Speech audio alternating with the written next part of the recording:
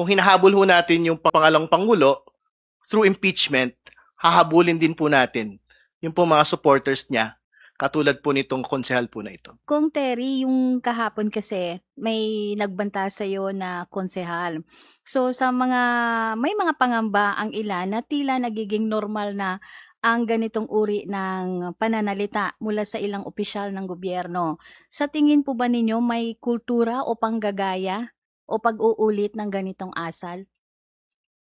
Hindi, ang totoo po dito, ang pinaprosecute po natin, hindi lang po yung threats ng pangalang Pangulo. Ang pinaprosecute din po natin yung kultura ho ng pagbabanta. Hindi ba? Ang nakita ho natin, the followers follow the leader. Hindi ba? So, if the leader had made threats against the president, kahit yung mga sumusunod ho sa kanila, gano'n din ho yung ginagawa. Doon ho sa umuusig sa kanila pong leader. Hindi ba? So, I think very important nga ho na in the same manner na we are exacting high accountability on the Vice President for grave threats against the President and his family, dapat ganun din ho kataas yung sigasig ho natin dun sa paghahabol sa lahat po ng gumagawa ng mga pagbabanta laban sa kung sino man hong tao, whether spoken like what the Vice President said or stated in digital form like what the particular local councilor did to me. So magkakapantay po lahat ito. Kung hinahabol ho natin yung pangalang Pangulo through impeachment, hahabulin din po natin yung po mga supporters niya, katulad po nitong konsehal po na ito. Kung titignan natin yung mga nangyari nitong mga nakaraang linggo, nakaraang buwan, hindi lang pagbabanta, pati po yung mga nagkaroon na ng issue. Kung maalala ninyo sa Tacloban, yung pamamaril ng mga minor de edad, kung kaya nga naging issue rin yung pagbaba ng edad doon sa juvenile law. Pero nakikita natin wala naman doon sa batas yung problema. Ang nagiging problema ngayon ay yung mga tao na tinitingala natin, nakikita natin, napapanood natin, ay yung mga asal na kanilang pinakikita. Hindi lang sa kanilang mga tagasunod, bagkus sa asal na pinakikita nila sa mga bata. Ngayon, ito pong pagbabanta na ginawa po, ito po ay hindi ordinaryong pagbabanta. Dahil ito pong pagbabantang to ay pagbabanta sa head of the state. Ibig sabihin po, ito po ay pagbabanta sa Pangulo ng Republika ng Pilipinas na nagrepresenta sa ating bansa. Yun po ba tama po na nakikita ng mga bata? Yung mga ganitong klase na pagbabanta. Kaya nga po kami po, hindi lamang po natin ito pinananagot dahil siya po ay vice presidente. Pero gusto rin po natin ipakita sa mga bata, sa mga kababayan natin na ganito po ay mali po. Hindi po ito ang dapat na asal o inaasal ng mga tao, lalong-lalo na po yung mga nasa pinakamatataas na posisyon sa ating lipunan. Dahil kung ganito po ang magiging asal, ano pa po ang pwedeng gayahin ng mga bata? Dahil kami pong lahat, lalong-lalo na po yung may pinakamatataas na posisyon, sila po ay nanumpa ng kanilang tungkulin na susunod sila sa ating saligang batas, sa ating mga batas na umiiral.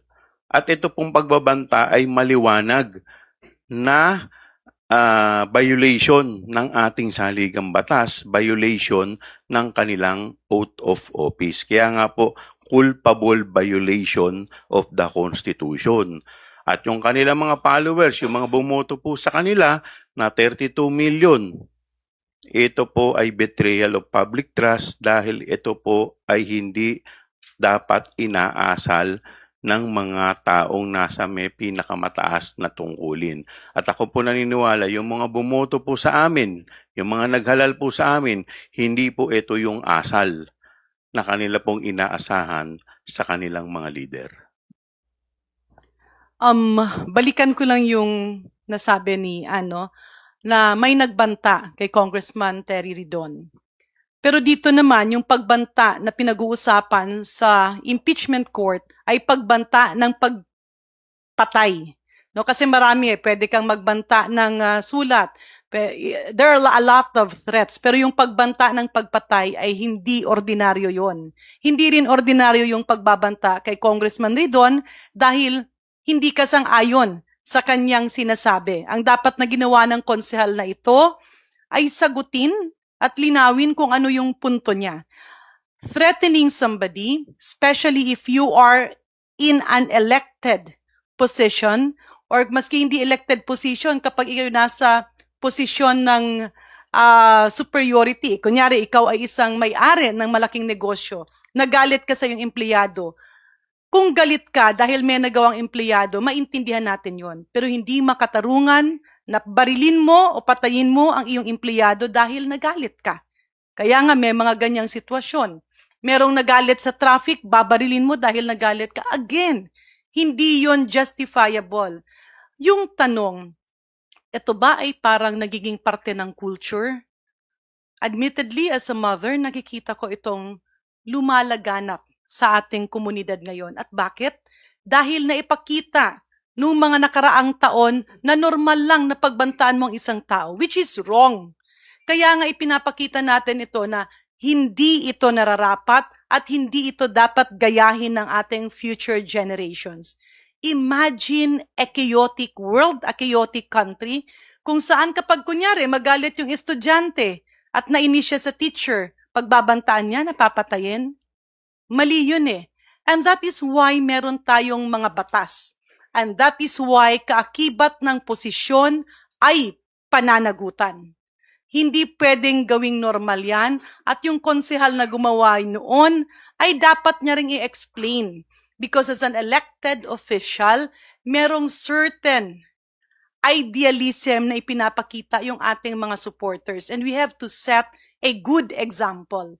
Dahil kaakibat ng ating posisyon ay pananagutan. Again, maski galit ka or meron kang inaayawan, hindi ito rason para magbanta ka sa iba. Lalo na kapag ito ay banta ng pagpapatay.